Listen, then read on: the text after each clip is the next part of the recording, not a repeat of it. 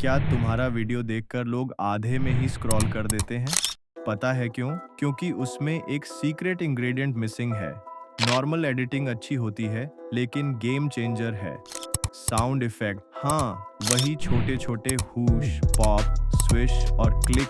सोचो, जब text screen पर आता है और उसके साथ हुश की आवाज आती है, या जब सीन बदलता है और स्विश सुनाई देता है, तुरंत वीडियो का लेवल प्रोफेशनल लगने लगता है।